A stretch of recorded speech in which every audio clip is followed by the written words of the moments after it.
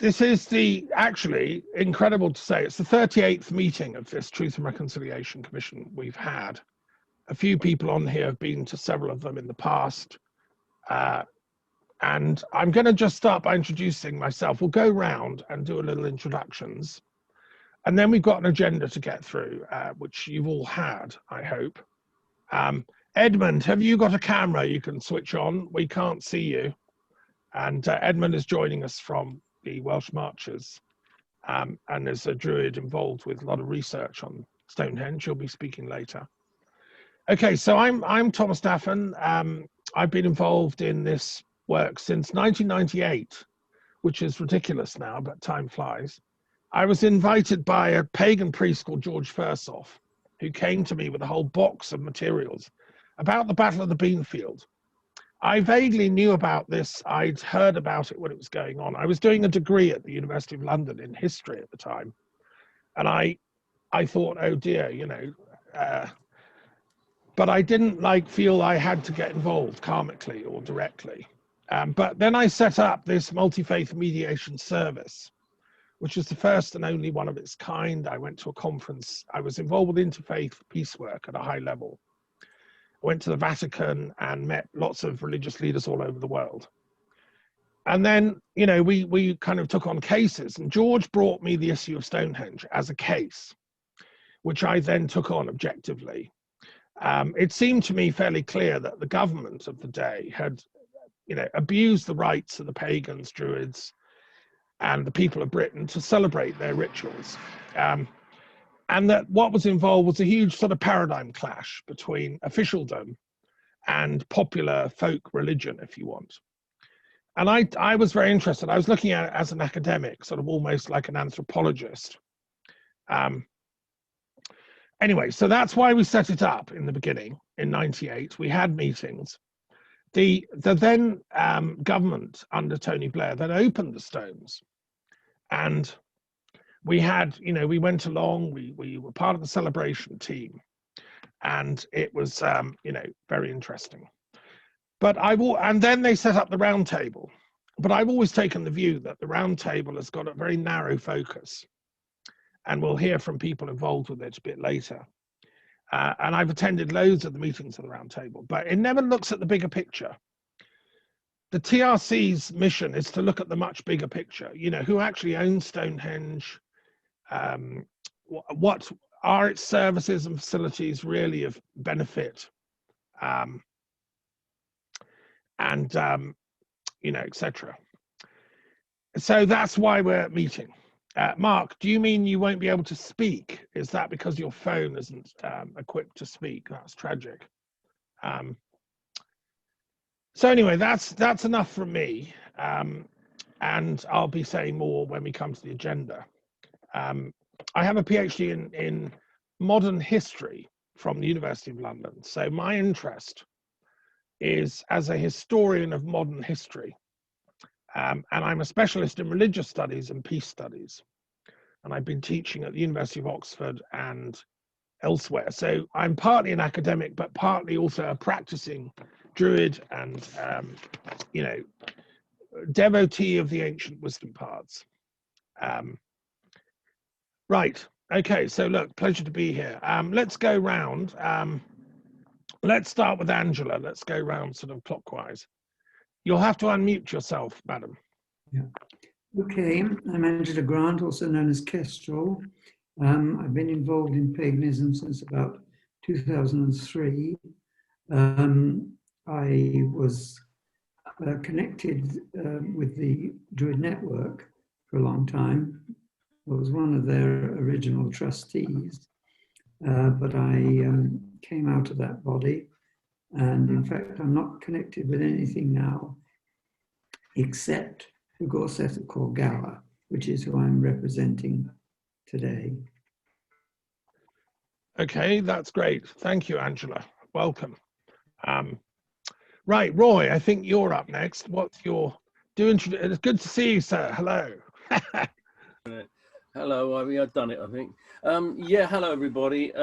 Yeah, I think most of you know me. I'm president of the Astrological Association. That's how I came to Stonehenge, as well as the fact that my first visit to Stonehenge for one of the free festivals was in 1975. So I have a really deep sort of feeling for Stonehenge and its importance, as well as being an astrologer and wanting people on the earth to understand what's going on above them and how that interrelates.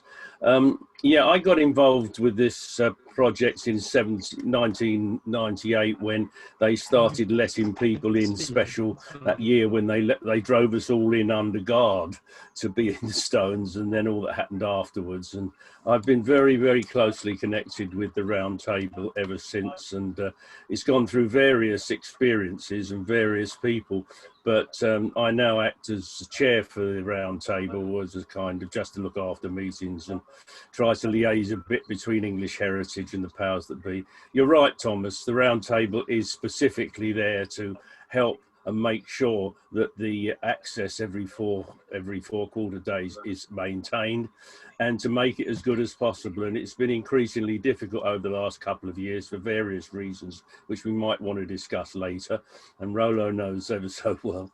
But we're doing all we can to make it possible, and we're very much hoping we can get an access for the summer solstice. That's what we're working on, and we've got a meeting coming up in a week or so's time to get an update from English Heritage about that. Thanks, Thomas. Good. Okay, welcome. Nice to see you, Roy. Greetings. Mark, are you able to speak? You looks like you're unmuted. Maybe you can speak into your microphone on the phone.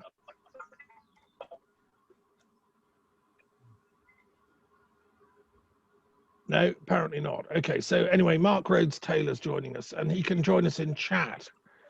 So maybe introduce yourself in the chat, Mark, if you can't speak. Okay, Will Rathouse, I think you're next, sir. Do you want to just say a few words, introducing yourself, etc.? Hi there. I'm someone who's been into the more Brythonic Celtic side of pagan spirituality for over 30 years now. I am also an academic archaeologist. I'm interested in how those two worlds overlap, coincide, interact with one another. So I'm here to listen and learn, and if I've got anything to contribute, I'll contribute. And didn't you just finish your PhD, Will? Wasn't that just... My PhD was completed in 2015. It's recently been published as a book by BAR, so that's okay. Come out recently. But the actual PhD was finished quite 6 years ago now. Okay. Well, maybe you can speak about that later. We're going to be talking about archaeology a bit later. It's on the agenda, so that's great. Okay. Yeah. Right. I can't use my phone. I can't use my phone.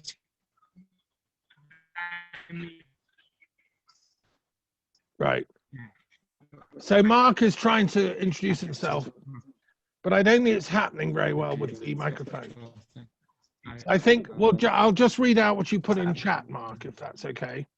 He's told us that he's involved with the Order of Bards, Ovates and Druids, OBOD, which you know about, I'm sure, the British Druid Order and the Pagan Federation, and also the Druid Network. So Mark is definitely representing or involved with lots of groups. And he's been involved with rituals outside of Stonehenge over the years. So that's excellent. Welcome, Mark, and pleased to see you here. Rollo, I think it's your turn, sir. Just introduce yourself and what you've been up to over the years. You'll have to unmute. We can't hear anything. The little microphone thing.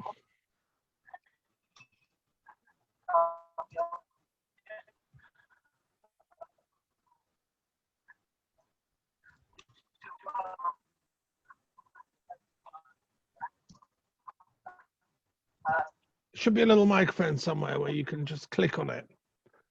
At the moment, it's got a red line. Right, be on the bottom left or the top somewhere. It depends what sort of screen you got. There'll be a little mic and just click it to take the cross off. You did it last time when we did the round table.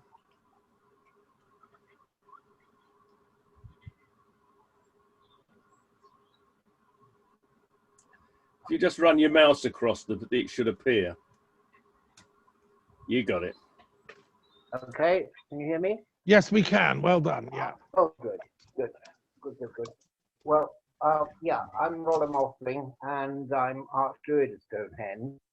Have been for the last 33 years, and I'm also Stonehenge officer for the Council of British Druid Orders, which was set up specifically to bring Druidic and pagan ceremonial back to Stonehenge, but in a public form.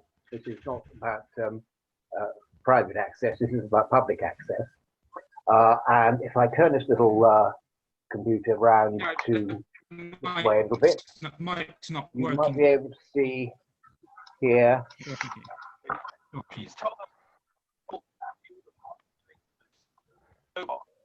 That those are actually the flowers in honor of nature herself. We blessed at the Heelstone at Stonehenge at the winter solstice just recently. Yeah.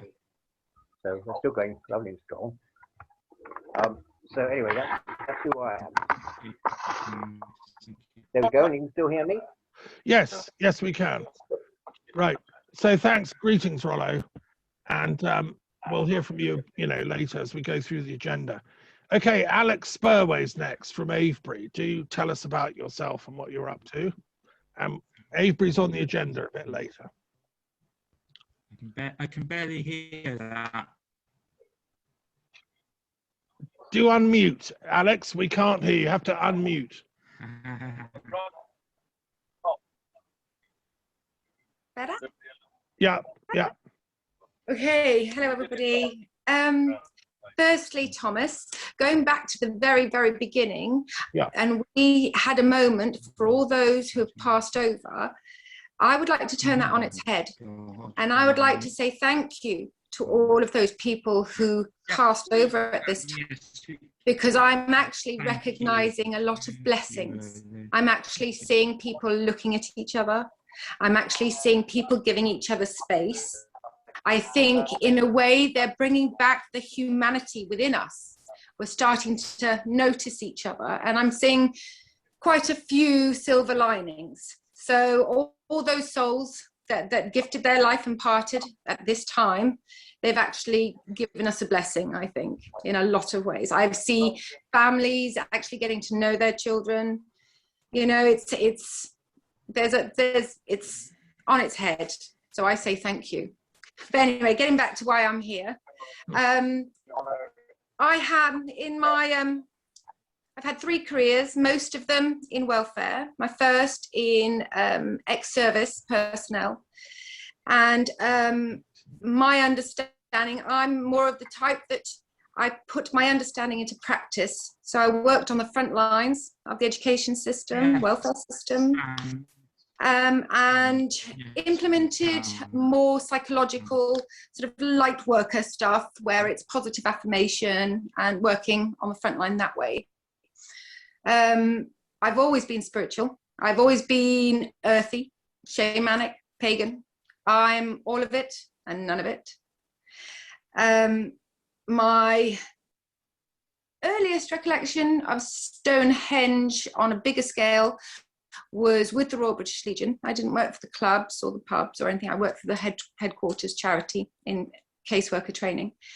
And that was the 4 schools of Stonehenge. You had all the primary schools, the 4 primary schools. And on 1/1/2000, we had a big circle around Stonehenge.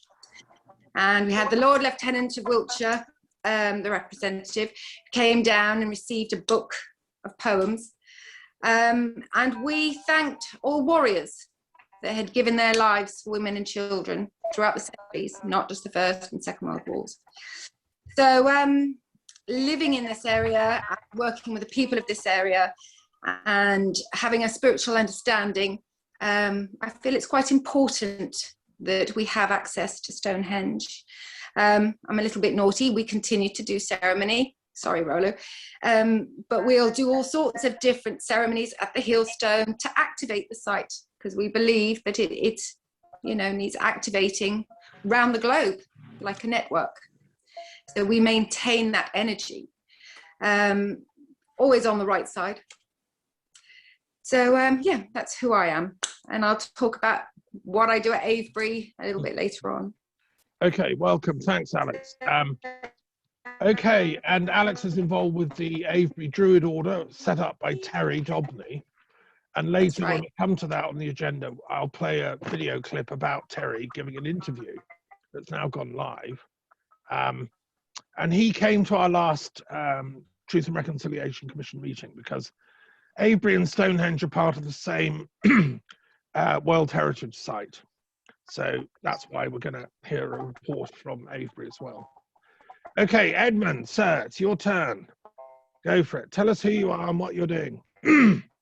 Edmund Marriage, thank you for inviting me. Thomas and I have been in contact for several years. I regard myself as a full-time independent researcher, at least 25 years, guided by some of the greatest historians and some of the greatest people who've got right into the subject of who we are and where we come from. In particular, the origins of Druidry, and its importance that people understand that the Druidism was a brilliant system of, if you like, social organization, and that religions stem from it and deteriorated the further they were from it. Very important points, I think. And if one of my key guides was the Reverend R.W. Morgan, who looked very hard at the Sermon on the Mount and said, that is a Druid presentation. And I believe that that will eventually be accepted and understood. So I'm looking back, not just Stonehenge, but looking back much further. We've had a lot of interesting information about Maze Howe and Brogdar, and probably a massive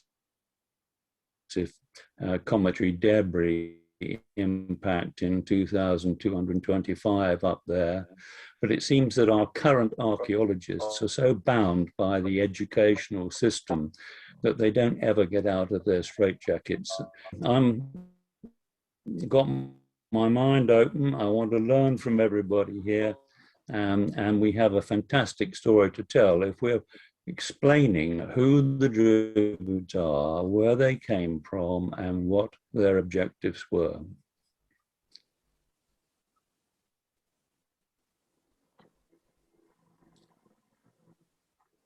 Right, thank you, Edmund, for that introduction. So I hope everyone can still hear properly. Now, let's move on to the actual sort of formal agenda. The first item is we're going to discuss briefly what's happening with the road, the tunnel plans, because this is something that has affected the wider community. I know King Arthur has been making his stand about this, and I've asked him to join us at some point during this meeting. And of course, Arthur being Arthur, we don't know if he's coming or not.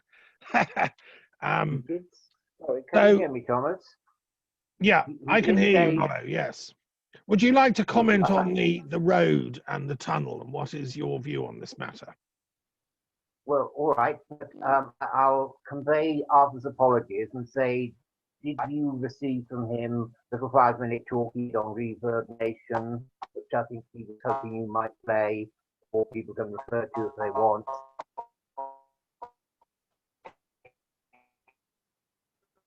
Hello? Yes, unfortunately, there's a technical difficulty with playing that. But what I will do is I'll put that in the recording. And when this is put live later, I'll include Arthur's presentation. I mean, obviously, he's against this tunnel, for various reasons, for archaeological reasons. The Stonehenge campaign is against it. I mean, who is for it? Who wants this tunnel? And what are their probably, yes, I mean, probably the person who wants it most is somebody who calls himself an archaeologist, who's called Mike Pitt, who is liably to be in receipt of something like £12 million for finding bits of bone and Korean, nothing very much, and quickly covering up anything of interest. That might sound personally not libelous, the other word, towards him, but I think this is a belief and opinion which is held by quite a few in the archaeological profession. Is that the big portals at either end of the, well, the back at each end, the perhaps would be no reason to object to it, but the fact that they actually emerge within the site seems to be the worst thing that could have happened in the last 5,000 years.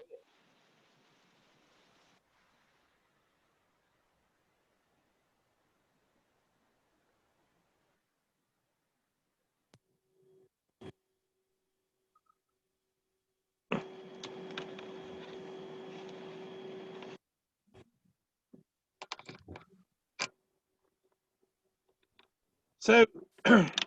What you're saying is there are vested interests involved in pushing for the tunnel. Is that? I mean, would anyone else like to elaborate? That's quite a major allegation, Ronno. But we have freedom of speech, and we have the duty to find out the truth. Yes. As I say, I don't wish to slander anyone, but these factions do exist, and they're well known to exist. And whereas you've got archaeologists like Mike Parker Pierce, that's like saying the same thing as the rest of us in the Pagan community generally, but it's either no tunnel or a tunnel that at least goes the entire way and doesn't intrude in any way. There are these strong commercial interests which are wanting to have it otherwise. And this would apply also to English heritage and national trust and respect of grants they receive from government. Its position is not similar to ours. I mean, I think when we set up this Truth and Reconciliation Commission, we were thinking there was a certain sense of fairness and justice and honour left in our country, and that if we kind of expose the wrongs that have been done at Greenfield, you know, an apology would be forthcoming, relations would improve, and so on and so on. I think we've entered a whole different world now, where we have a government that is. I would agree. About truth. And so, and nepotism and handing out of contracts by this current Johnson government is just par for the course. We've seen that during the COVID thing. So, I mean, I have very little confidence that this tunnel, if it is built, will be for the benefit of the British people, or that it'll be done fairly or justly. I would say a moratorium on the tunnel. That would be my proposal from this commission. We should call for a moratorium on the tunnel until all the facts can be gone into. We have an independent investigation by all the archaeologists, and we look at all the options. We'd be happy to take. Is that a reasonable way forward? Well, I might suggest before you go that far, Thomas, the fact is there was a public inquiry which invited everyone, so everybody living in the area, everybody who had belief in Stonehenge, all major government organisations involved in Stonehenge. And it lasted 6 months, and they were exhaustive statements that were taken and publicly. And the result was that the inspectors decided it would not be in the interest of Stonehenge for this tunnel to occur. Now, the government then sat on those findings for a year and then released them at exactly the same time as the so-called Minister of Transport, Grant Shapps, overturned it and said, as far as he said, it's going to go ahead. Now, Dick Fielden from the used to be the Preservation of Rural England, also Stonehenge Alliance, has subsequently raised with crowd justice best part of £100,000 to be able to go to court, and this has now been accepted as judicial review for hearing June the 23rd to the 25th of this year. So that's just after the summer solstice. This case will be in the High Court. I hope they will get it overturned the other way. Right. Well, that's very interesting. I mean, when I said there needs to be a commission of inquiry into the whole business, I don't think I have much confidence if the UK government run that commission, because what we're seeing with this government is that it will set up like pretend commissions and then do what it wants anyway. And what you've just said is that it did have a public inquiry and then totally ignored the outcome. So, I mean, I think that's the mistake of being funneled into the bean field by the rows of policemen. You know, we've got to go round the back here. So if there's going to be a commission of inquiry, it should be an autonomous body. Archaeologists should be involved. The government should be involved as one witness only. I have a particular view on this. I think the Welsh and the Scottish and the Irish governments should also be involved in the long-term planning for Stonehenge. We know that Stonehenge was a sacred site for the whole of the British Isles. And with devolution, I think it shouldn't be in the control of just English heritage. This is a landmark. We know that, you know, I mean, Will can correct me, archaeologists have found pottery from the Orkneys. They found other goods from even as far as the Alps and stuff at Stonehenge. It was an international centre. So that's, I mean, I think we need a sort of a bigger commission of inquiry into this tunnel thing. And this commission...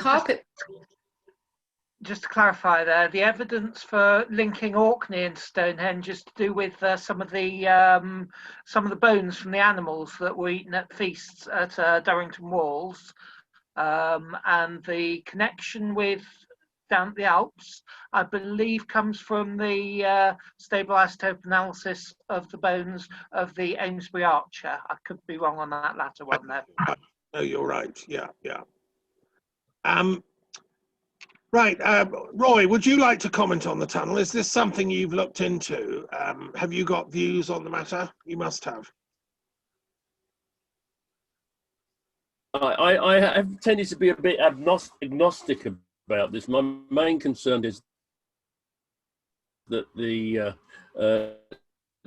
tunnel should be respectful of all the things that we talked about, the sacredness of the site and everything else. I mean, we go back to when I first came back to Britain, and we had this vision, you know, it was right in the middle of just after the Beamfield and that, and I've been overseas for a few years. And, you know, the vision of having Stonehenge with no roads and open as it was in ancient times, and therefore as a place of worship, to which not hundreds, not tens, not hundreds of thousands, but even probably 1 million people could come at certain times of the year. It was always a wonderful thing you thought would be lovely. And in that sense, the idea of having a tunnel or somehow diverting all the roads away from Stonehenge so you could restore it to its original nature was the vision that we all hoped for. And in 1997, when we looked as we might have got that going, and, you know, the years that followed that, leading up to the government deciding they couldn't afford it, and the whole thing going back to scratch, and the new visitor centre being established instead, and so on and so forth. I think most of you know all this. I won't repeat it all. But so, I mean, this proposal at the moment is very much a half-baked compromise to what was originally a complete deviation around the area, and, you know, a much more costly project.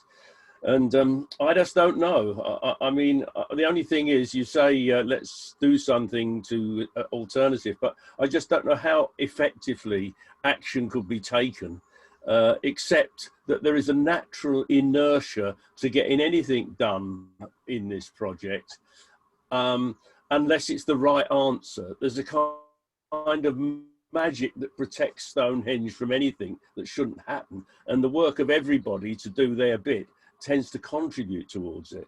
You know, it's amazing that they had a tunnel worked out all those years ago, and then they said at the very last minute, oh no, it's too expensive, we can't afford it. You know, that was 2008, wasn't it? You know, something like that. So I don't know. I honestly don't know. It's just, the only thing I would say is that whatever you want to do, doing it takes a lot of effort and a lot of work.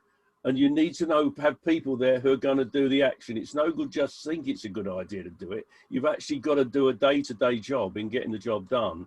And I don't know who's going to be the person who does that, except perhaps for Arthur and Rollo, who are doing the best they can. Maybe some others too that I don't know.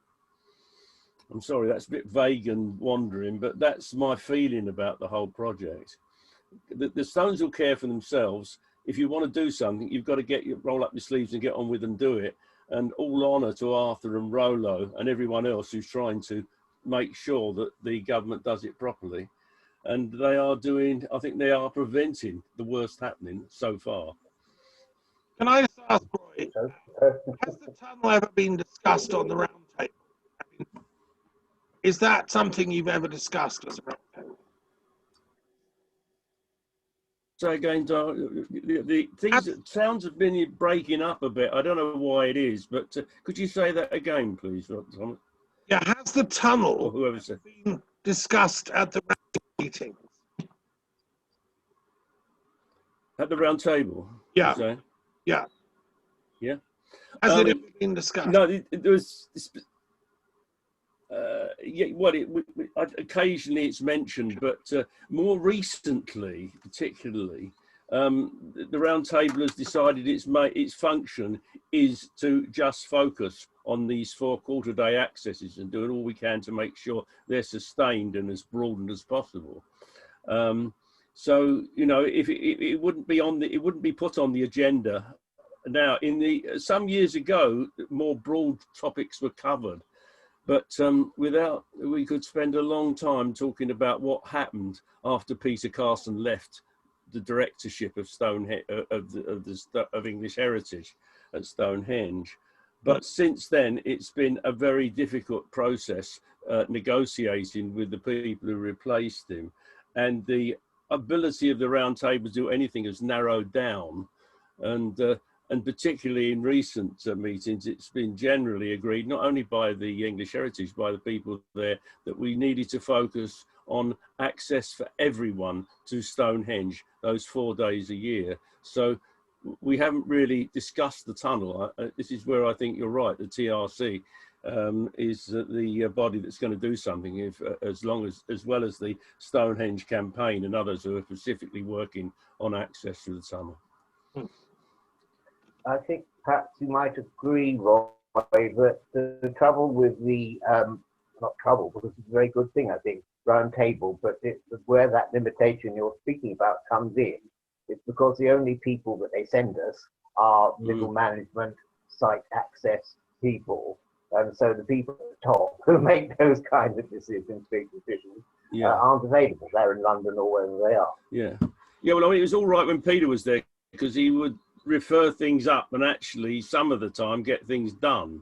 But you know, it's more used as a kind of, I don't know how to define what's going on at the moment. But we specifically, haven't we, Rollo, said that we're not, you know, we won't have anything to do with private visits to Stonehenge. It's not our job to negotiate them, and therefore the broader issues of Stonehenge, except where if the tunnel is built according to the issue, and that could affect, as we know, this long-going argument about whether the byway should be closed at winter solstice.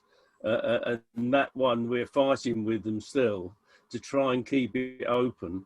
And so we can try and bring it up at the round table, but nobody's come along to do so. And the general feeling is that it's not the round table's job. Sure. Well, that's there's obviously absolutely nothing against concentrate public access, quite apart from because of the many people who are wanting to join Stonehenge, from what starts out perhaps as just a small interest in Druid paganism and that sort of thing, gradually becomes more to get involved in ceremonial and celebration. Also, as a result of us being able to run those 4 days both the solstices and equinoxes, therefore all the people that want public access go on those other days, are therefore available for private access. As it was in the past, no way that the churches could open on those other days, because rounds a day, he's waiting for their public access. Mm. Also with the drones, again, not so much in realm of individuals, and the 2 times we've been in at the winter, so we've had this problem that they did not open up enough space. The English Heritage car park only takes about 500 cars, and when you've got over 2,000 people, up to 5,000 people all trying to get there at the same time, it's just logistically impossible. And so the council closing the railway comes about 2 weeks ago. It's meant that most of the people can't even get anywhere near Stonehenge in time for the moment of the sunrise, or to be involved in the ceremony if they want to be, or whatever. But everything the heritage said in the future, there'll be some kind of thing set up some kind of the whole thing of the publishing took out using it as an excuse to try and get government to close the droves on their behalf. Fortunately, ourselves, Arthur and me and Lois and 1 or 2 others to shoot down that argument has been basically the biggest traffic hazard that which you could ever have, and saved it to life and limb or whatever it is they did that. And with a blanket closure. So lucky there. Yeah. I don't know if are we moving on to talking about the round table, or have you? I'm not sure, Thomas, because there are some specific things about that, about the access and that might be worth I would talking like about. to hear about the access, please, because does it mean if they go ahead with the tunnel that we won't have access to the drove? No. So there will still be access to the drove. What it is, Alex, is therefore that decision making has gone back to Wiltshire Council, which acts in a very peculiar way, because they have various bodies like the National against closed or not, even though National Transport Authority don't actually send anything. Then they try to get out of the order and they're acting on this instructions from English heritage. Well, the Trail Rider Fellowship is basically, I could challenge them on that, and after I call to and it was really quite instructive. The situation virtually all day long, where council representatives, the Wiltshire Council, according to we shouldn't bring the gym and the paragraph you just quoted, what are actually in because to me it's just and it Can people hear what Rollo's saying? I can hardly make it out. Yeah. I don't know what the communication is at your end, mate. does it help close? Yeah. Shall I? You have told me about that meeting where you and Arthur have sort of pointed out that if they closed the 303 and people couldn't get to the droveway, then where would they park if they wanted to walk to the stones? They couldn't go through Lark Hill. That was the only way into the droveway. And that was, is that what you were saying? That's been left in a kind of unresolved situation, which is another complication about the tunnel, but it's a very important factor, of course. Well, it is, because it's a military. I mean, Lark Hill's pretty much military, so that they can close the access anytime they want. Exactly, yeah. And I know that you've pushed and pushed for the 4 days, but from a practicing spiritual point of view, and we're part of a global network now, so that all sacred sites are activated. And what I mean by activated is that we use forms of meditation to absorb the energy. We all know that these sites were built on specific places, and then it's not being used, it's not being activated. And a large proportion of the globe or, you know, watch Stonehenge to see if anything happens there on, you know, for collective meditations, global meditations, global intentions. And it's, would we have access to get there? I've got lots of ladies that, you know, like to go on specific moons. They like to go on other specific days, not necessarily Druidic dates. But it's just that free access so that they can practice their spirituality there at a sacred site. And I think, going back to Thomas's point of the 1980s, that's when we had the yuppie era, and it followed through into the 1990s. And it's a consciousness. It's a business consciousness, and it's changed. It doesn't have an ethic. It doesn't have a moral code or values. It has an end point that it has to achieve. And I think that the consciousness of business is driven by that ethic. So I think basically they don't want anybody to see Stonehenge at all. They don't want anybody to go near it. They want to segregate the complex, which I'm not so sure that, you know, that, not going fast enough on the road is a valid reason, because we all want traffic to slow down. We don't want it to go any faster. Well, we've got speed limits for a reason. So I don't think that's justified. I think clutching at straws as to reasons why, when we all know the real reason. That's a very good point you make, Alex. And, you know, with all things related to the tunnel, there are different ways of looking at it. And I've listened to this debate. The Jains, who inspired me in India, and we've just been joined by our friend Thumi Murali from Singapore, who's working with me on building a sacred peace tower in the south of India. So welcome, Murali. The Jains say that every idea can be looked at from a countless, infinite number of perspectives. And no one is the right perspective. Every perspective is right from its position. The only real perspective to look at things is from the perspective of enlightenment, which means looking at it from all perspectives simultaneously. So the question I would pose and governments never think like that. They think like, what will get us the most votes? What will get us the most taxes? What will get us the most money? You know, what will get us the most power?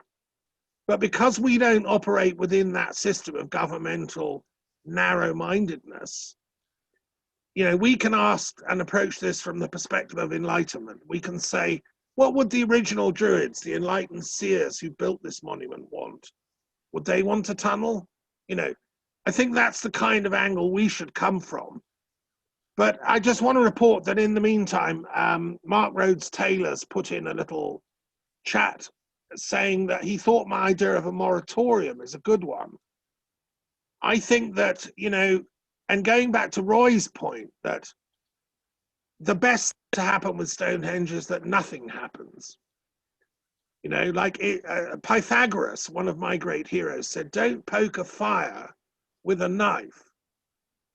You know, just don't do anything, like the Taoists say, non-doing is sometimes the wisest option. So if we call for a moratorium, we're actually putting all that into a practice. We're saying, just leave it alone for a bit.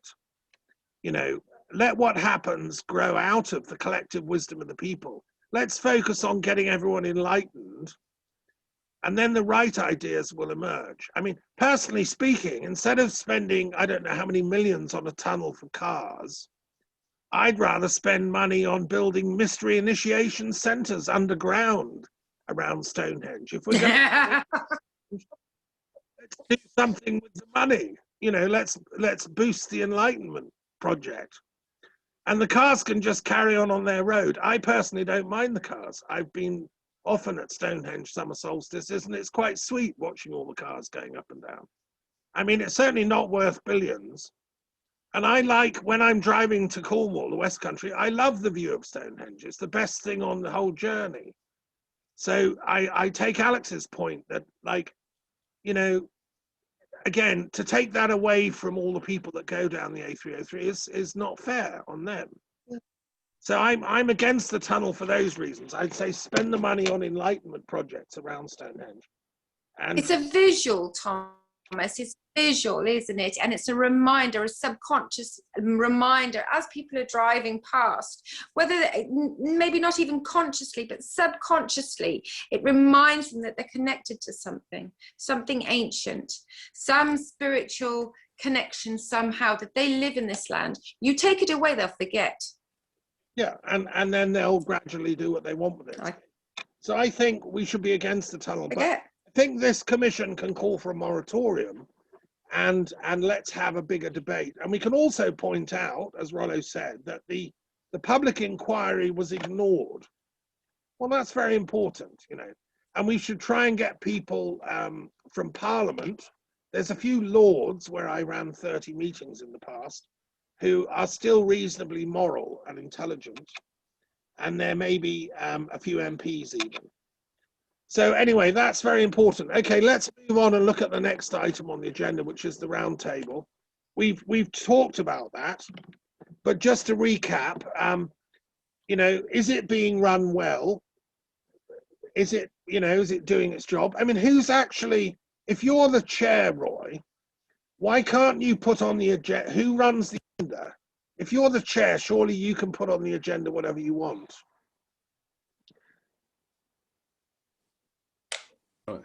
Yeah, of course. Well, anybody can put anything on the agenda they want. I mean, the way that the round table has always worked, and this is right from the beginning, it is an actual, what should you call it? It's a meeting system that is run by English Heritage.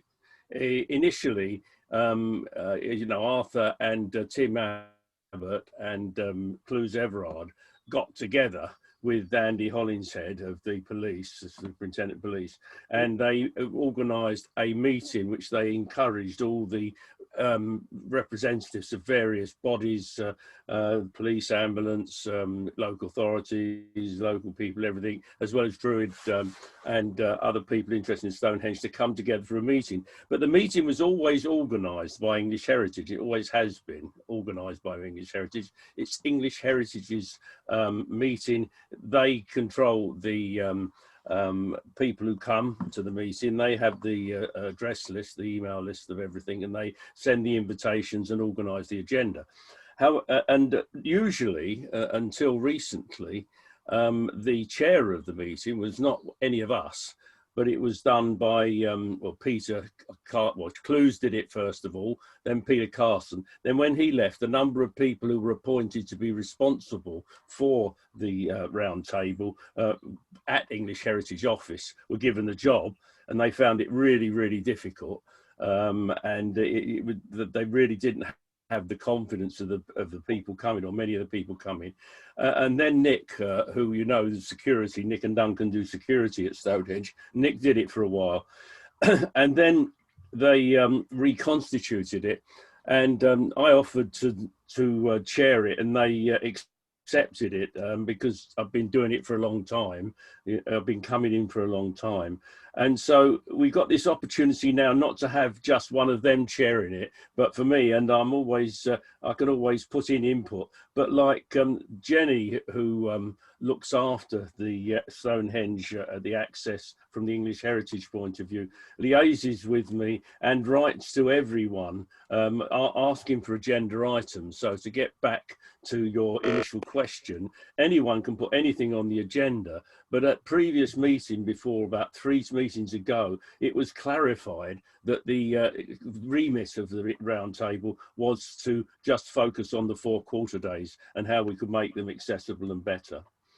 So that's a bit of a strategic background. Right. Well, thanks for that. That's really helpful. So, can you say to the powers that be, Roy, that I'm supposed to be on the round table? You know, I've been on there. But I haven't been receiving invites recently, so they must have forgotten my name. And since we meet on Zoom now, just remind them that... Yeah, well, Thomas, let me, I've just written down something here. I will send an email to you and Jenny Yeah. And tell her that you want to be invited to the next round table. What's going to happen is actually speaking to her next week, early next week. We are planning, unless there's a major thing happens, they're planning to have a meeting on the 8th of April. And there will be a notice going out. And the way it will be organised is that people will be invited to say they want to attend. And if they say they want to attend, they will receive a link to the meeting. But whether they want to attend or not, there is a list of people who should always be communicated with. And I'll make sure you're on that to start with. And I'll deal with that as soon as I finish the meeting or tomorrow, something like that. Okay. Okay. Can you hear me clearly now? Yes, Rob. Sorry? Speak. Can you hear me clearly now? Yes. Yes. Yes. Yeah, I can hear you now, Rollo. Yeah. Super. Well, there's a problem which English Heritage has, which I'll try and explain briefly. Back in 1989, we petitioned Her Majesty the Queen under the ancient Eisteddfod laws, which basically state that anything which existed prior to the accession of King Richard I in 1189 has existed since time immemorial, and therefore exists in perpetuity. Now, there was a religious druidic ceremony and access and celebration recorded in 1176. So that's why we qualify for allowing the public to attend our ceremonies.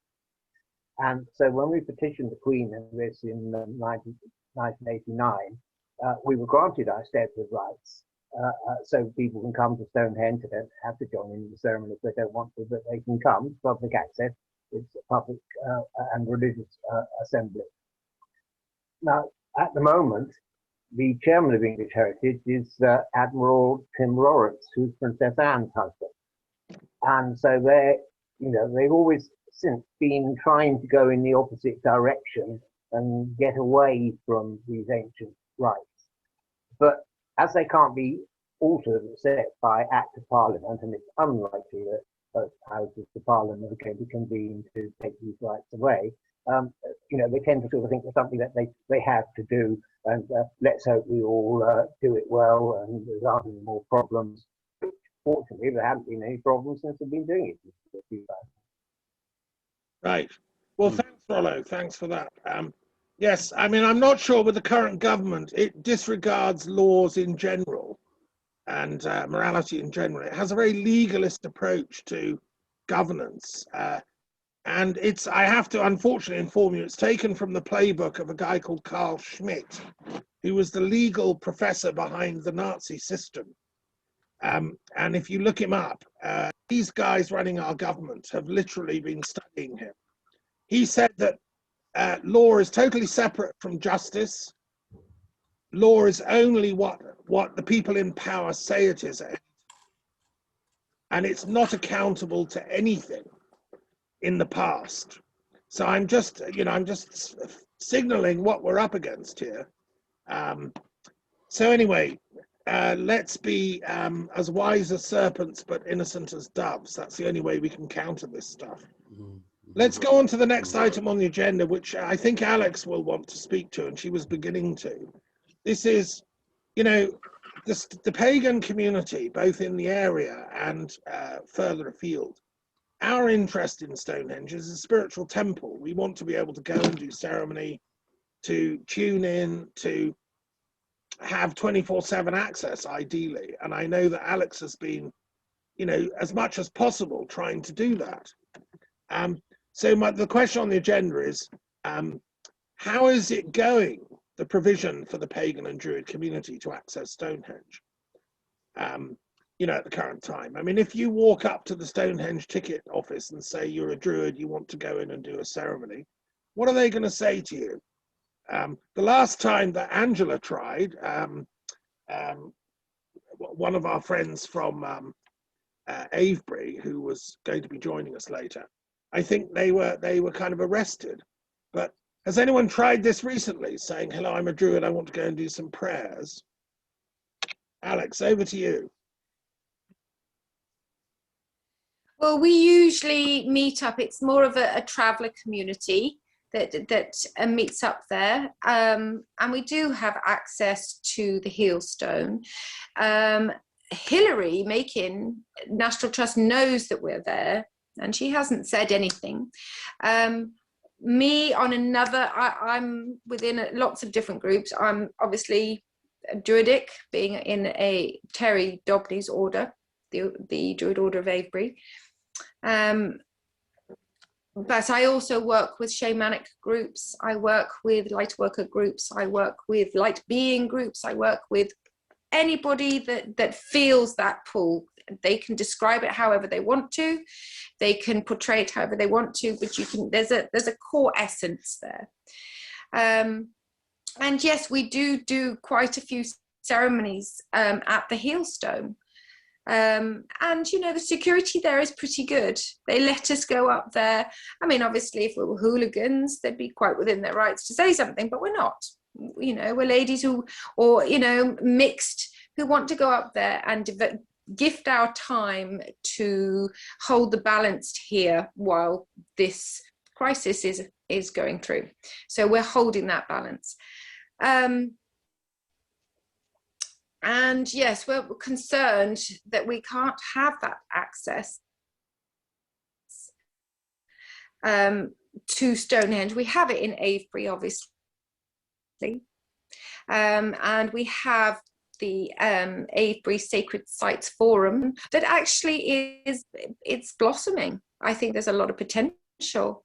I think that, yes, at the moment, National Trust, the same, have the reins. And they send a nation that goes on there. So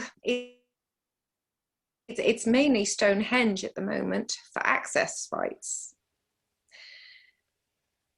Right. Yeah, well, you know about the paid access, don't you, Alex? You met with them and Stonehenge and getting the stones and everything on a private occasion. But could I? Yeah, you have to pay. Right. And it's not 5 pence, is it? No. I forget what they charge per head, but groups of up to something like 30 or something. If they can negotiate access, usually out of hours in some way. We don't pay to pray. No, exactly. I'm not suggesting you should. I'm just telling you what the situation is. So right? But yes, I understand that. But I'm also thinking, Thomas mentioned that you could maybe get like a little badge to say that we're Druids, that we can come in at certain points. Is that available? I don't know about that. Is that something that we could put forward? Yes, I think it is. Let me just probably unwise to do so just at the moment, because the case tried to be put by Angel Grace, who I haven't met yet, but it was just thrown out of court in the High Court on the grounds that therefore if they gave it to one person, they'd have to give it to everybody. Right. And they were quite clear that obviously meant 500,000 people could be. I mean, and so therefore they would. Well, if it was Cobdo registered. What if it was Cobdo? What if it was proven and you had a paper trail to prove that it was a Cobdo registered order, that and basically there would be only a certain amount that year or something? I mean, we can. The point is, this is possible. It's the only thing is about money. I mean, they do that. I mean, I think one of the Druid groups, I forget which one it is, does have always, they pay a certain amount to come in, either immediately before or immediately after the weekend of the solstice, And so that's all set up. It's just whether you have to pay or not. That's the only thing we're arguing about. Well, yeah. Sorry, should I just add to his point and then come to you, Alex, and then you it might help what you're saying to in this respect. We did try, Roy, if you remember, to therefore fairly recently get access to the cross-quarter days. And what English Heritage did at that point was they said, oh yes, that's okay, you can bring in 30 or 50 people, but if it gets to anything beyond that, no, we're not going to allow it, because otherwise it would mean it's public access again, and we would have all the costs, as they put it, of their security and looking after us on a public access day. So, but wasn't it given to the public? Wait a minute. No, sorry, Alexandra. I just want to say this because this follows on for exactly what was. I've got a feeling that it was left that if a group wanted to approach English heritage, they could take advantage of it, particularly if they were doing 8th days like Beltane or something like that. You know, I'm pretty sure that you might be able to argue for free access for a limited number of people if that's what you're interested in. But it's not something I want to do right now, considering we're in the middle of a lockdown at the wrong time. But I think that, you know, the potential that's there, I like to know. Angela, you've been waiting to say something. Angela, do you want to unmute, Angela? Yeah, I would just like to point out that Corgower has ceremony, or has up to before COVID, has had a ceremony on Midsummer's Day at dawn, and as close as we could get to midwinter, as close as English heritage would allow us, prior to midwinter, but at sunset. The problem has been, we don't pay for this. This is an arrangement that goes back to Peter Carter's day and before, back to Clue's day, I think. We don't pay. The problem is, back in Peter Carter's day, we were allowed 100 in the circle. We would have liked to have had it unlimited, but that wasn't allowed. We were only allowed up to 100. Now, recently, they've been trying to reduce this. And in fact, in midwinter, they refused to allow us more than 80. And the inclination seems to be that they want to reduce our numbers at each ceremony, which we have been resisting as much as we can, but that's the situation we're in. But Angela, tell us what Corgower is. Can you just explain this group? Just tell us a bit more about why it's got free access. I don't know. That's the curious part. This is historical. This goes back before my time. I know it was negotiated by Philip Shellcross and Bobcat, MRS Law, back in the day. And the person involved was somebody called Clues, but I don't know all this was done, and I could never get to the bottom of why we had free access. But there was a specific reason why it was done. And it was something to do with the Beanfield situation. I do know that, but exactly why, I don't know.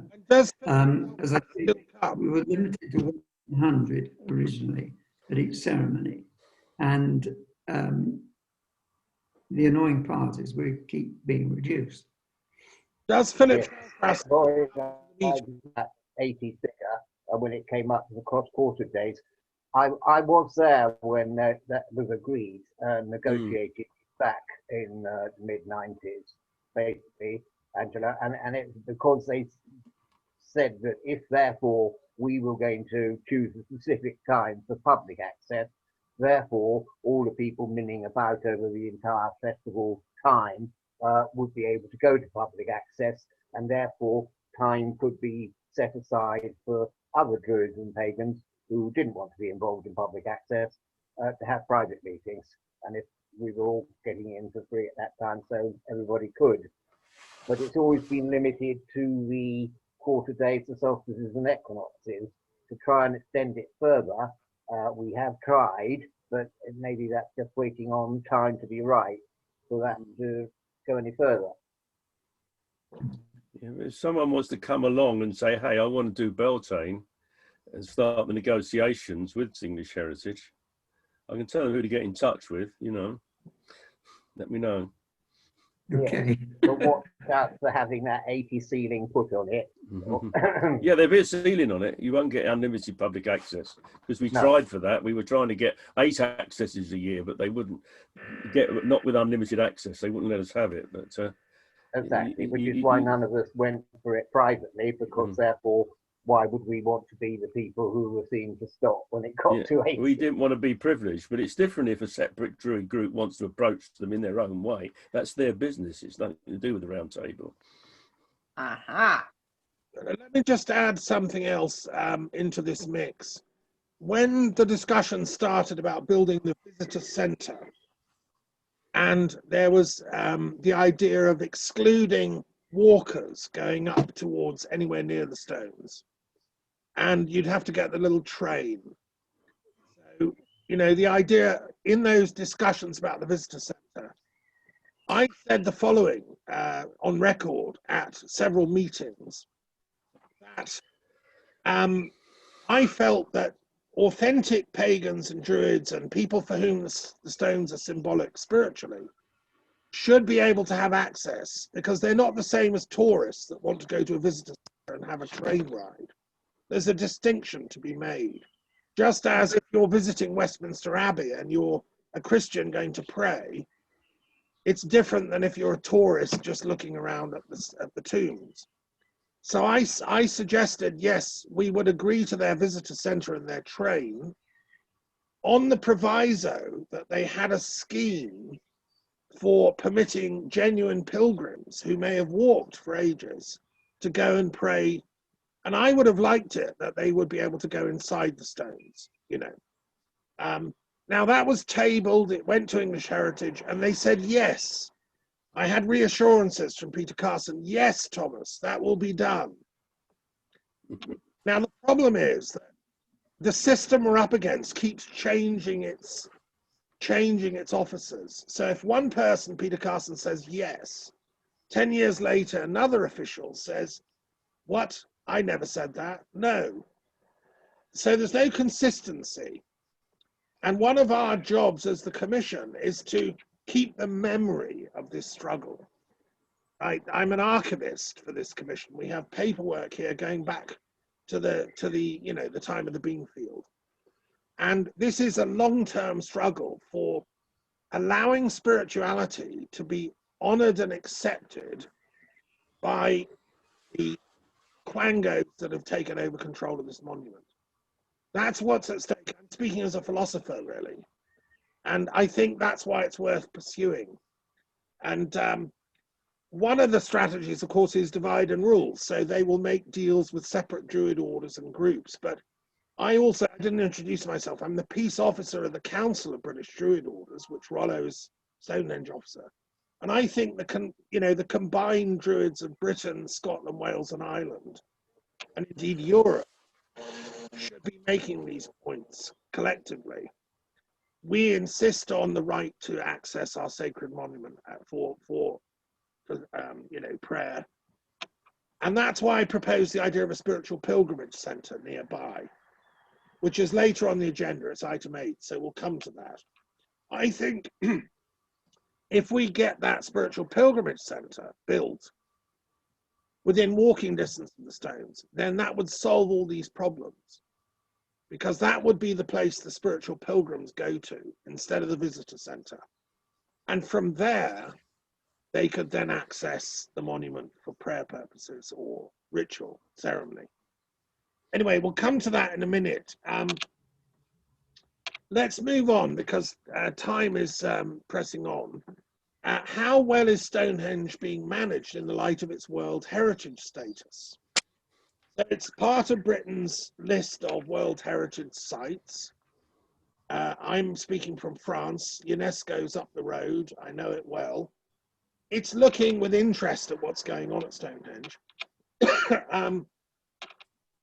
And so what do people feel? I think there's some problems about the way it's being managed. But has anyone looked at that issue from the World Heritage perspective? And of course, the World Heritage Site also includes Avebury. It's one big complex. I think the tunnel raises some issues. Rollo, would you like to speak to that? You've been bigger picture. Yes. I mean, theoretically, I'm a member of the World Heritage Site group, which has meant that every so often you get a little letter from English Heritage saying that they're going to have a World Heritage Site group. meeting, and I've done it 3 times since 1995 now. And what happens is you end up in a very large meeting hall, probably Anthony's House or somewhere like that in Amesbury. And there are all sorts of heritage and museum type officials and representatives of senior management and various archaeologists you've never heard of and all the rest of it, all in the room. And then they start to play kiddies, little tables with tiny chairs and pass notes around. And anything you want to say can be added to the World Heritage Site agenda. So, you know, just to stick my oar in, I stick something that we're all interested in, that we would agree might be a useful thing for English Heritage to do on a piece of paper, and it gets circulated around, and then you all break for lunch, and then you come back in and you assign to different tables where the whoever these people are in charge dismiss everything you did in the morning, and then sort of more or less say you never attended anyway. That's brilliant, thank you, Jen. That sounds like managed denial, or you know, it's the suppression of alternative views. Alex, what do you think about the World Heritage thing, and have you been involved with that?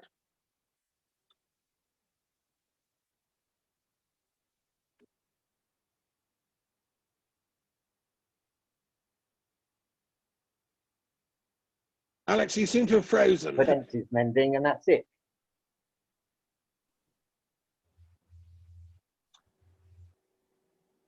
Alex, can you hear us? Did you have your hand up to make a point? You're muted, Alex. You're muted. You were just waving your hand to agree with Rollo, were you? Yes, I was saying, yes, it's palmed off. You know, it's just dismissed always. They'll talk about it. You think that it's aired. You think that you've got progress. But yes, no, it's just sidetracked, buried somewhere in file 13. Right. Yeah, so I mean, what I think has happened is since the changeover, when they decided to close the 344, and that obviously was necessary because it was actually appalling to have a public road virtually within Stonehenge itself. But when they did that, and the whole thing was all the fences are going to come down, it's going to be a lovely green space around the stones, but it never really happened. And we haven't been struggling for that, you know, and I think we've lost the plot, quite honestly. There were too many arguments about things that weren't quite so important, but so they put the fences up again. In fact, there's more fences now than there were before. It's just they've got rid of the road. And of course, obviously, we were saying earlier, if the tunnel comes in and the 303 gets closed, then access to the byway becomes difficult, and then the whole idea of accessing Stonehenge becomes an issue.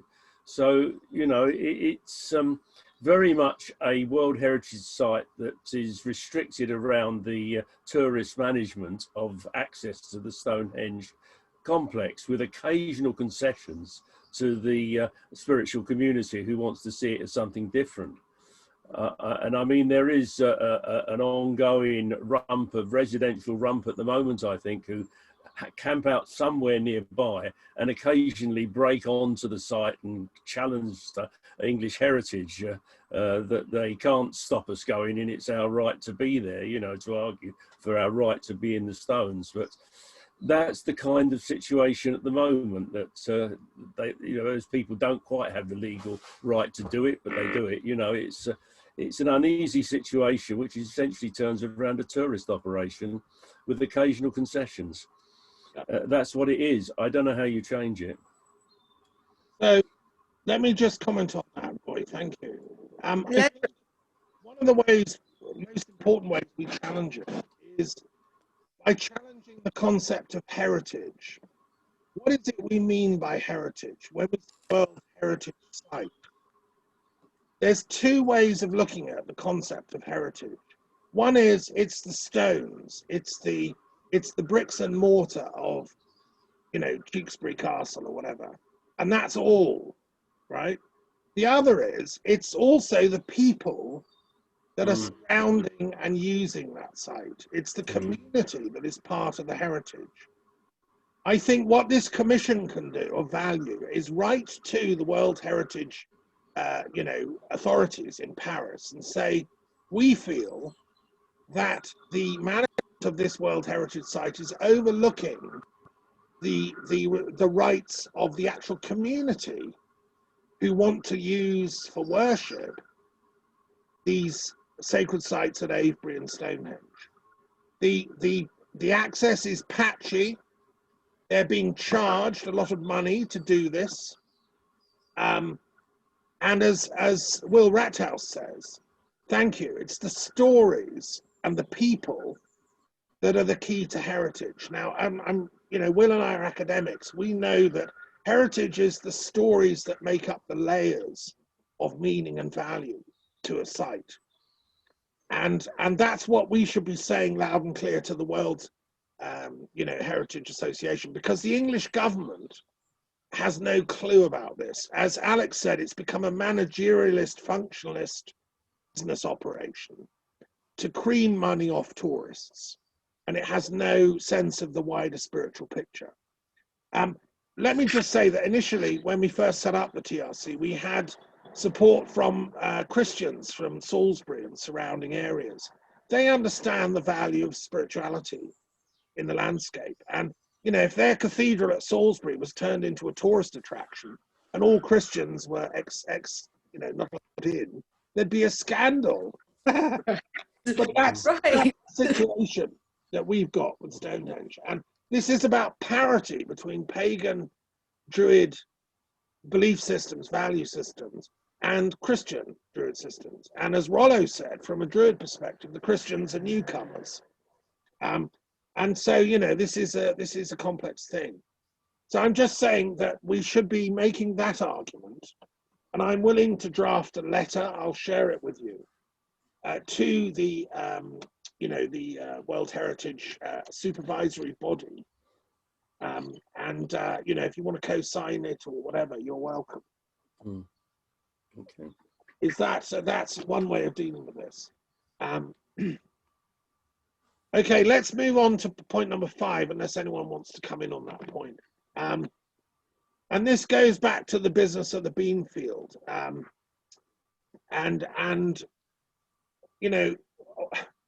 One of the things, let me just read out the kind of remit of the TRC. When we were set up, we have 3 real, sort of bullet points.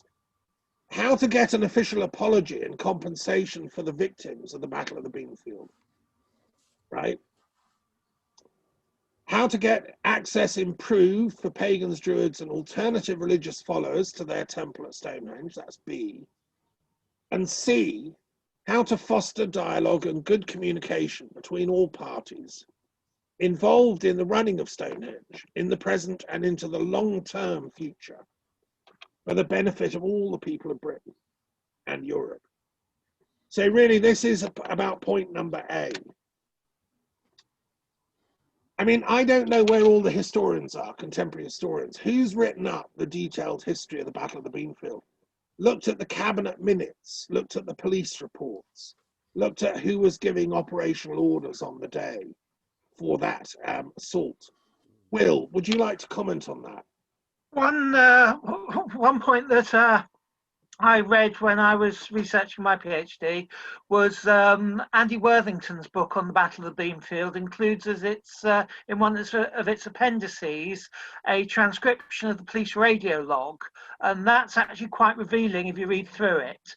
It doesn't specify whether or not the police actually set fire to vehicles or not, which has been sort of accused and denied between the 2 sides involved, but it definitely confirms that the police refused to forward the reports to the fire brigade and left those homes to carry on burning, and that in itself I think is highly significant and ought to be more widely known.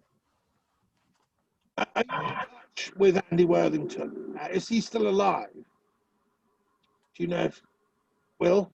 I think he is, but I was also told that he'd rather lost interest in Stonehenge and the Battle of the Beanfield and was And bear in mind, we're talking about sort of best part of 10 years ago.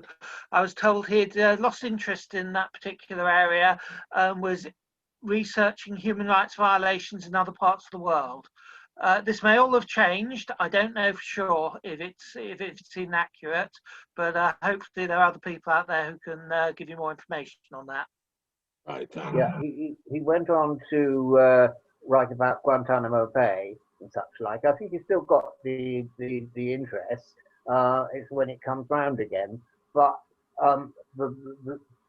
he's, well, it's not his problem, isn't it? It's not his problem, but he is, if you like, a lone voice in that respect. It's not as if there's a lot of similar people you can then call on things with your hand to work out who would be backing, because the only people who are going to apologise, if at all, would be through the Independent Police Commission, which is a monumental undertaking, almost like going for judicial review. There's an awful lot of work involved. I seem to remember around about 2007, when the Green Bill came up again, it was discussed with the police at the round table meetings as the times when we were actually getting good police communications round table meetings. And the next thing was, there's a statement went out in the local Wiltshire press. I think it was from an inspector at Broome who wasn't actually there at the time of the Broomfield, who in 3 or 4 lines said he thought it was a good thing. Now, they're almost going to challenge it in the press and start the dialogue up and all the rest of it, but then better intuition said, let that dog lie, that sleeping dog lie, forget about it, because, it's pointless taking it out. Somebody wasn't there anyway. He's been told to say that, and it amounts to nothing to challenge it. But this is the trouble. If you want police apologies, it's a very, very long process and costly, time-consuming, and you've got to be expert. You've got to know exact times and places and people who will stand up and testify again, and many of whom sadly have gone home. Yeah, no, it's a difficult issue. Okay, Will, what you've got? The 2 points coming off this. I think there was a court case a while back in which I think the majority of claims against the police were dismissed, but 1 or 2 of them were upheld. However, the courts awarded compensation that barely if at all covered the court costs, and the court costs were not awarded separately. So any compensation that was given was taken up in the cost of bringing the case, and of course that led to further dissatisfaction for obvious and understandable reasons. The other point is that anyone in a decision-making position in the mid-1980s has long since retired, and in a lot of cases have probably died. There is very little chance that anyone who made those decisions is likely to be brought to account in any meaningful way. And I think it's also likely that the Police Complaints Authority will tend to want to put their energies and, if we're truthful about it, their budget into chasing up complaints where the people being complained about are still in positions of power, and it's there's something that's more likely to be done that's actually going to improve the situation. Sadly, yeah, I think you're right, Will. That point you made about the compensation not even amounting to what the cost of the court case, it was put rather well by Helen Hatt, who said, I lost everything, and the police officers attacked me, has now been promoted. Let me just say, if we lived in a different world, a different culture, let's imagine for a second we had a government in power of a coalition between the Greens and Labour and the Lib Dems, pledged to a peace, a path for England. And let's imagine Boris Johnson and Dominic Cummings are in prison for treason. Let's fantasize a minute. I could see that they could set up a special fund for compensation historically for there may be 100, 200 victims still alive of the Battle of the Beanfield who lost, you know, a couple of £1,000 worth of truck and equipment and stuff. It would be a symbolic gesture. When that government eventually comes into power, as I believe it will, that transformative healing government, they could set up such a special fund as a way of acknowledging the errors of the past. And, you know, unfortunately, we're not there yet. We're some way off. What this commission can do to move us in the direction of there is to raise the consciousness of people so that, you know, this doesn't, to me, the reason I took on this case, the Battle of the Beanfield, when I heard about it in depth from people who'd been through it, who lived through it, when I realized what had been done and what I didn't know about, I realized this is a gross affront, as Rollo said in his talk, to the sense of decency and justice and fair play that I thought our culture was based on. The trouble is, of course, that what I realize now is it's only one of dozens of such assaults on our, you know, sense of ethics. But it is an important one. It's an archetypal one.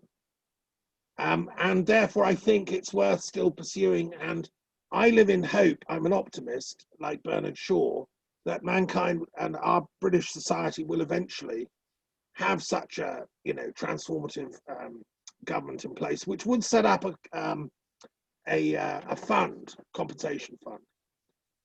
But, you know, to take the Druid long-term view and be seers to see it coming, it might not be for a while. And yes, Will is correct. Yeah, Will, make your point. That's very important. I just wanted to remind that it's not just the monetary cost of the property that was damaged. I would argue that more importantly, there is an impact on the mental health of people who've experienced traumas like having their parents dragged out of broken windows in front of them, or having their homes completely smashed to smithereens, being dragged screaming and kicking away from their parents and put into care.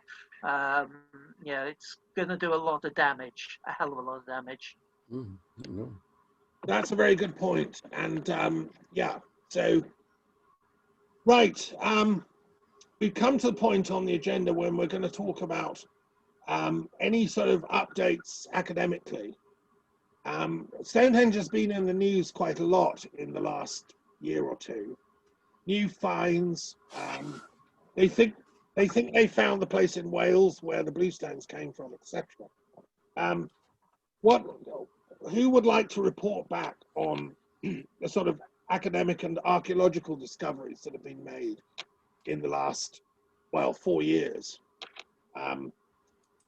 Anyone Well, like to go? As you've mentioned, Mike Parker Pearson's theory that bluestones might have come from Wine Mound up in Preseli, I think it's worth pointing out that the sleight of hand deception in that BBC documentary was to the fact, in fact, he'd only found possibly one stone that actually fitted with the recess it supposedly came from Stonehenge. So the whole idea that the whole rest of the stone circle at Stonehenge comes from Wine Mound is parlous, to say the least.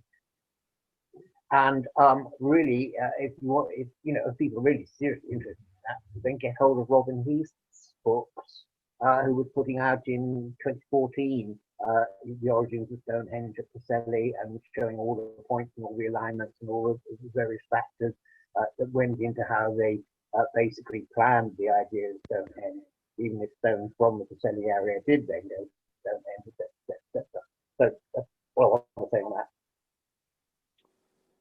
So what I'm hearing, Rollo, you're saying that the recent announcement through the BBC was that all the bluestones had been found in their original location.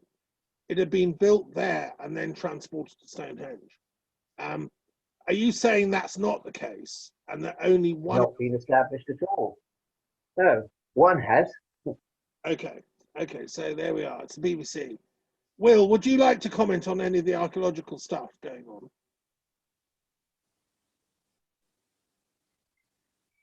I'm slightly embarrassed that I'm not as up to date on the Stonehenge landscape as I would like to be. I did manage to get a little bit involved in some of the Preseli work. I did a little bit of work with Parker Pearson at Castell Mawr, which was an interesting dig, and then I went and injured myself, so I had to dip out of it. But yeah, my main area of interest in what's been going on at Stonehenge in the last few years was a project called the Human Henge Project, in which a series of sort of roughly heritage-based activities, including things with a spiritual dimension to them, including art-based activities such as creating clay faces on trees and things, were provided for people using mental health services to promote recovery and well-being. And having sort of drifted back east again, I'm now in the process of trying to apply some of those lessons in the London area, but it's not really all that relevant to Stonehenge beyond what the Restoration Trust and Bournemouth University did at Stonehenge and also at Avebury, and Alex may well be aware of this already. Not really, no. But I'd like to be honest with you. Who's your contact at Avebury, Will? Well, the Human Henge Project was the brainchild of Laura Drysdale, and she got support from Timothy Darvill, archaeologist at Bournemouth, and Vanessa Heaslip, who was a mental health nursing lecturer at Bournemouth. And they then ran, I think it was 2 series of activities at Stonehenge and 1 series at Avebury. If you give me a fraction of a second, I'll grab the book and I'll show you the book and give you a web address for it. 2 seconds. Hello. I think that's a brilliant idea, especially after the current climate. Right. I think that, yes. What's it called? It's called Historic Landscapes and Mental Wellbeing, and it is actually available online free. And the web address for that is https://tinyurl.com tinyurl.com / Darvill, capital D ARVILL, capital ET, capital AL. I think if you just send an email to Tim Darvill at Bournemouth University.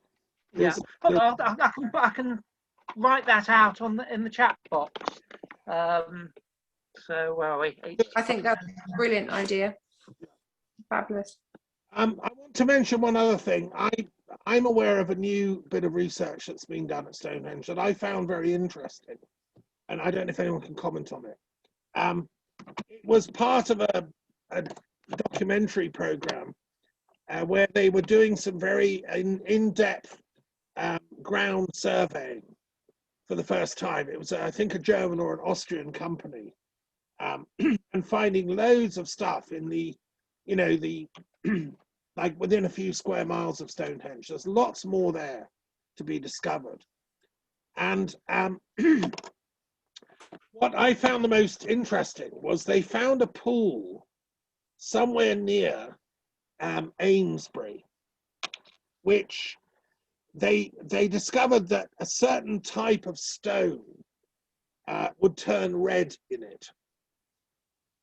And they had this view that it was that pool and these amazing red stones that first made this area very exciting to our ancestors, thousands of years before, the first stones were erected. Blickmead, Thomas. Yes, Blickmead, right. There's a pool there. Now, did anyone else see this documentary, and what do you think of that theory?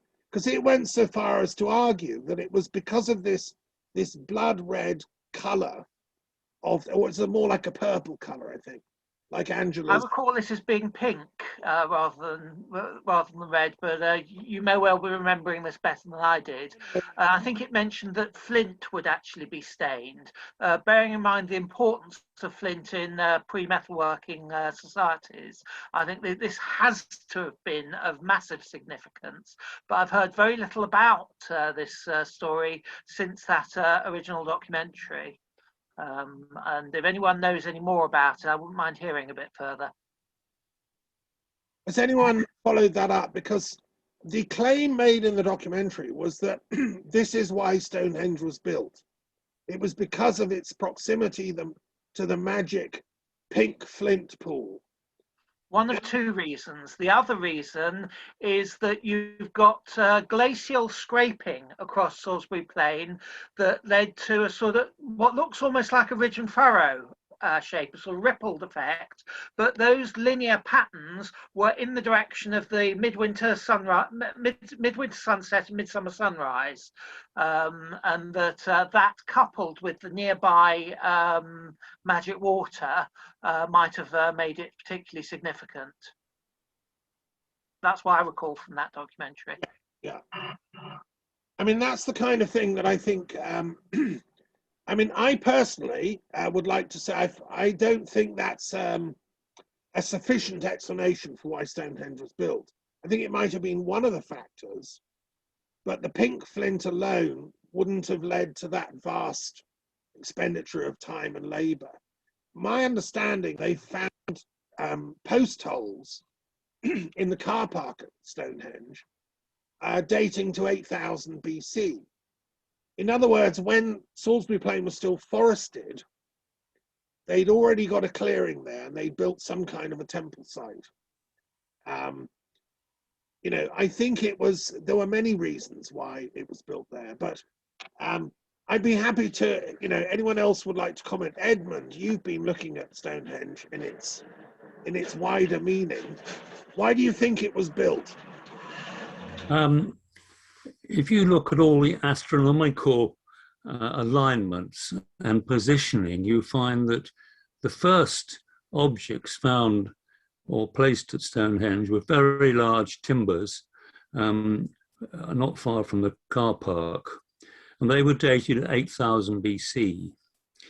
The next thing I think people should remember is we have somebody like John Ivimy, that's John Ivimy, the Sphinx and the megaliths, and several other people, including Christian O'Brien, who recognized that the Stonehenge site is totally unique in the Western Hemisphere. And my belief is that when we had before we had the Younger Dryas, was the result of cometary debris, 4 great lumps coming in, the biggest one over Hudson Bay, and that led to the Younger Dryas Ice Age. And the Earth was moved on its axis by 15 degrees. And in order to do all their recalculations, they needed to place Stonehenge exactly where it is from all the surveying principles which very advanced people knew about and had. And that ties in with, of course, the pyramids and the Egyptians, etc. So there are very unique features in the astronomical survey side of things at Stonehenge, which are incredibly important. The other thing that's important too is that it was found that the Preseli bluestone, the area where we were told the stones came from, those Preseli bluestones were created by cometary impacts. And it's the only place in the whole of the British Isles where you have this monatomic energy, if you like. And the reason they took it to Stonehenge, because you can put them in a circle, sit people in the middle of a circle and balance their brain waves. Now that may seem crazy, but the Boston Medical Center is now using that kind of electricity to cure illness, and it's the next thing to follow on in the national health. So they were far more scientific. They were astronomers. They were far more sophisticated than we've ever imagined. And there are these clues coming out of the woodwork, so to speak. And remember, Stonehenge was always regarded as a medical center. And people came to Stonehenge to get cures for various illnesses and problems.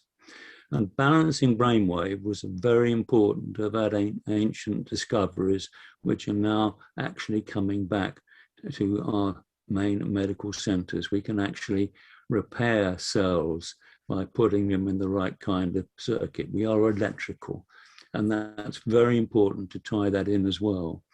As far as the archaeologists go, I'm appalled at their lack of knowledge. Skara Brae, for example, was a place where they could go and take cover from cometary debris. The main trade was walrus skins and walrus meat and ivory tusks. And their boats at that time were rather like the Sulitrine people in southern Spain, 20,000 BC. They covered their wooden boats with walrus skin. And walrus skin can be peeled, so you can have a very strong base and then use the peeled walrus skin for sails. And so there was incredible sophistication in that kind of thing at 20,000 BC. And I think we see that happening in Orkney, because by the time we get to about 4,000 or 5,000 BC, then the walrus had gone from southern France and Spain, and the remaining walrus were in that area going back towards the Arctic. And that was a very big industry and trade, because the walrus meat can be wrapped up and keeps for a long while. And of course, their boats were absolutely brilliant. And the Sulitrine people were traveling around the Atlantic in those boats at 20,000 BC and connecting with America. Thank you. That's excellent, Edmund. I've been to Skara Brae up in Orkney. It's the most magnificent place. And a friend of mine who spoke at the Summer Solstice 24-hour show we had, some of people on this call were there. This last Summer Solstice, June 21st, because we couldn't go to the Stones, we did a thing on Zoom, and I had a bunch of speakers. And one of them sailed a boat from Orkney all the way down the British Isles, the coast, all the way into the Mediterranean. And he kept stopping at sites and visiting megaliths like Karnak, Stonehenge, Avebury, and all the way on down through Majorca and then on to Malta. And he was trying to prove that the people in ancient Orkney could have been in touch with the Neolithic cultures of Malta. And they were all goddess worshipping pagans, different kinds of druids and so on. And he's written books about this. And that is, that was recorded. So I think one of the problems with archaeology is it's like all fields of science, it's become so specialized that to get a PhD in it, you have to become a specialist in one tiny little thing. And we've forgotten, you see, here in Europe, we have, beyond the PhD, we have the habilitation degree, where you prove that you can then join up all the bits of knowledge. In the German academic system, the PhD is only one of the grades. Then you've got to put back together all the learning you've done. I would love to see the habilitation degree introduced into Britain, because it would train our academics to not just break up into some specialism, but to then connect the specialisms back to the universal field of knowing, which is what the Druids had to do. To graduate to become a Druid, you had to take your specialized knowledge of whatever, seership, geometry, astronomy, herbs, healing, whatever, and then put it back into the field of absolute total knowing, which is the God field, shall we say. And that's what we've lost in contemporary science, which is why I set up the Global Green University, and I'm working with a bunch of visionary academics that want to reclaim this higher form of knowing as the actual thing we should be doing as academics. I mean, for God's sake, that's what Plato was doing. I just want to say also, just whilst we're on this topic of academic discoveries, Edmund knows this because he's reviewed it. In France, I spent a year researching and writing the only encyclopedia of Druid studies. Nobody's ever attempted this before because it's too mega. You know, it involves many, many branches of knowledge, expertise in classics, Greek and Latin sources, and also all the different archaeological discoveries made here in Europe. So I published a 3-volume. Okay. If you've not seen it, this is the 3-volume Encyclopedia of Druid Studies. It's 1,000 pages. So I think that is, a clincher to the point Edmund made. We have to set Stonehenge in the much bigger picture of megalithic culture in Europe, goddess worshipping culture, the whole sort of ancient pagan heritage of Europe as a whole. And one of the problems we're up against is the parochialism, the narrow-mindedness of much of academia, and including archaeology. And so it's very odd that there's no university system anywhere that does a degree in Druid studies. You can't do an MA in Druidry. You can't do,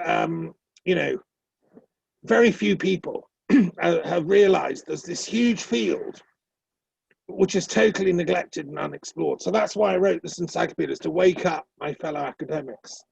But I think anyone would enjoy, it's a reference book. You can't read this thing. It took me a year's research.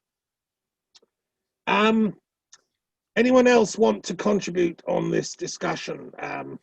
Alex, could you tell us a bit about the work Merlin's been doing? Because he's a sort of contemporary Druid with an interest in particularly alignments and so on. What's Merlin been up to these days? And you're helping him, aren't you? I'm learning bits and pieces. He's more of a mathematician, and I'm observing his maths at the moment.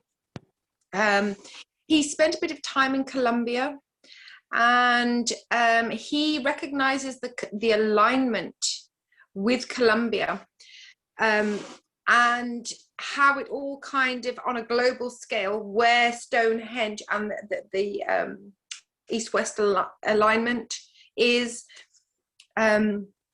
Yes, I can't tell you too much because that's his field, but yes, it's quite interesting practical experiments which I'm enjoying. It's also, I've learned that, he's actually quite right. We did an experiment and he showed us where he did the east-west line at Stonehenge on the 17th, and lo and behold, the sun set. We weren't in the henge, we were quite far back, and we observed the sun setting in the henge, and that only happens on the 17th every year. Not on the 16th, we had a look. Not on the 18th, we had a look, but just on the 17th. So I think I'm going to spend a cycle to see different aspects that he's coming up with that I haven't looked at before. Because obviously I go with time, and I have a little Google on my date and time thing to see how, how many daylight hours, etc., nighttime hours, and I go along with that. So I'd like to have a look at all aspects. But going back to what you were saying about university students, I would completely agree with you. I think it not just necessarily academics at university. I think they should bring that also into primary and secondary education, because that's the fundamental problem, is that most of our children are just spoon-fed bits of information about our history, bits of information about where we've come from and where we're going. And it doesn't make sense to them at all, none of it. So I think that, yes, at the end of that school kind of level, say at the end of primary, really put it together for them so that they can understand. I've looked at the curriculum. The history makes no sense. Nothing. No wonder that we haven't got youngsters interested. So I think your proposal about bringing it back from universities, you know, you can be intelligent, you can have a good memory, you can be educated, but you have to apply it. You have to put it together to take it forward, and that's what we are supposed to do as humans, is advance ourselves. So yes, I would agree with you, Thomas. And as far as Merlin's calculations, I'm still learning. I'll let you know. Yeah, well, that's so important. And as you know, I'm a qualified religious studies teacher in secondary schools. I taught in the UK for 10 years. And I always taught the ancient history of Britain, the Druids, even the early Anglo-Saxons, which are not in the curriculum. You can't learn about Anglo-Saxons anywhere in the curriculum. So I got my kids at Poole Grammar School to make a set of runes and to learn the Anglo-Saxon alphabet, you know, and to learn the Druid details and so on. And of course, this should be standard in RE throughout the UK. Druidry is only in Cornwall and I think Cambridgeshire. The LEAs accepted. That's why with Cobdo, Edmund and I and some others set up an education committee for the Council of British Druid Orders. We wanted to get this in secondary schools, and I still do. You know, it's exciting to get them going on archaeological digs, to visits. When I was teaching in Nottinghamshire, I took the kids to a cave in Derbyshire where they found the first ever art in Britain's history. It's on a cave wall. It's our Lascaux caves, you know, just near Nottinghamshire. And that is what we need. We need passion on the front line of our next generation. It's all very well us here, but we have to inspire. We have to make them hungry for them to know, to want to know. Sure. Yeah. And I think we have an opportunity now. Well, you know, if anyone wants to get involved with our education committee, it's still there. And we need teachers who are ready to work with designing curriculums, and also at university level. I would still like to get an MA up and running in Druid studies. You know, let's work on that. Let's move on to the next point on our agenda, because we're coming up to our play. I have a very exciting bit of news to share. We're going to be joined in about 10 minutes by a bunch of actors and actresses who've designed a little play to celebrate the equinox. It's a sort of goddess bit of theatre they're going to perform to close our meeting. And they're joining us from all over the show.